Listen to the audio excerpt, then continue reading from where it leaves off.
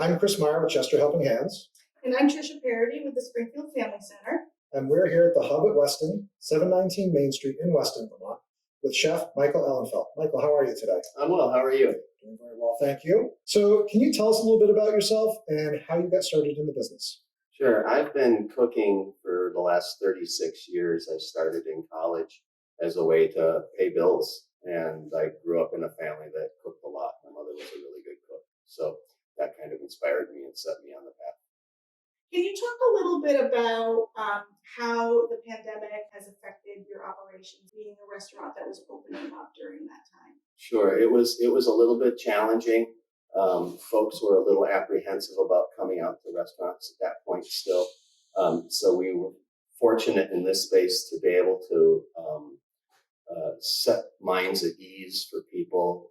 We have a dividing door in the middle of the dining room so we can set off a private room there. We have another private room upstairs for folks. And then in the main dining room, we can limit the amount of seating we have so people have plenty of room. We also have state-of-the-art air filters in the HVAC to help keep everything as clean and sanitary as possible in the air. And I think folks have really appreciated that in the community. Terrific. Now we're moving out of the state of emergency, and obviously people are trying to normalize and go back to how things were. How do you see your operations and business changing moving forward? With a bit of luck, we'll be able to seat more people. COVID seems to take a break and leave us alone, hopefully. We're also going to build an outdoor patio for this summer, which will allow us to seat most of our customers outside in good weather.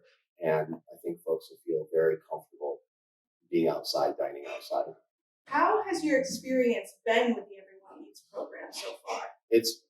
For me personally, it's cooking for folks is the most satisfying thing I can do as a cook. And it's even more satisfying if you can help people who are in need or don't have the means to eat in the restaurant on a regular basis. And it's just a very fulfilling feeling knowing that you can get good quality food, locally sourced ingredients to people and keep it affordable for them.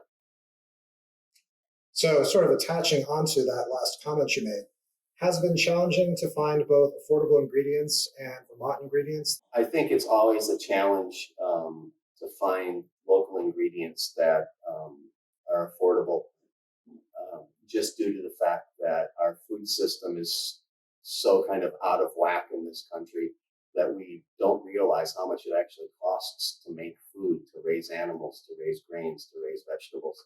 And those people who do that work need to make a reasonable living. And that's where this program has been so helpful. Not only are we feeding the folks who need help, but we're also giving money back to our local suppliers and vendors to help them along the way as well. Do you have a favorite meal that you've made so far for the program? I think that roast chicken. I really like roast chicken. It was really exceptional. It was pretty great. There was a lot of great feedback about that meal as well. As I remember, Ephraim Mountain Farm? Yes. Yeah, pretty exceptional product, for yes. sure. And we, in the restaurant, we try to do that with as many of the ingredients as possible. I'm buying Vermont raised rice. All of our shell beans are raised here in Vermont. All of our root vegetables and our storage crops and things like that. So, what is your perception of food insecurity in Vermont, pre-pandemic, post-pandemic period? Most of the work I've done with food insecure folks has been more urban in the Boston area. So when we started with this program, I was pretty surprised at the amount of folks in the area who need the help. Obviously, I'm more than happy to help, and I wish we could make more meals every week, but we're a pretty small little restaurant. I'm pleased to be part of it. Do you feel restaurants have an ongoing role in emergency response or in addressing food insecurity? Oh, I think it would be very sad if restaurants didn't do everything they could to help people in the communities who are hungry. One of the main reasons I got into cooking, it was a job and I had college bills to pay, but also I knew I could always eat if I was working in the kitchen. There would always be food, something, and nobody should ever have to go hungry. The number one thing we can do is feed people and then give them shelter. But without food, the shelter is useless. So we are nearing the end of Everyone Eats as an emergency response program. And moving forward, I wonder, how do you see the hub continuing to address food insecurity in your communities? Well, whether it's through Everyone Eats or another program in the area, or even if we develop something, I've done a lot of work with an organization called Share Our Strength,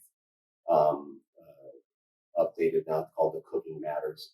And even if we bring that program into the hub and figure out how to get food to people who are food insecure, I will always do something.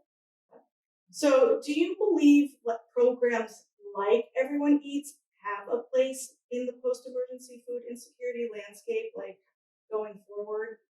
They certainly do wherever I'm involved. If I'm cooking, I will always take time and the effort to make food for anybody who needs it. I just think it's important that anybody can help feed other people. You don't have to be a chef. Maybe you're a gardener and you grow too many zucchini.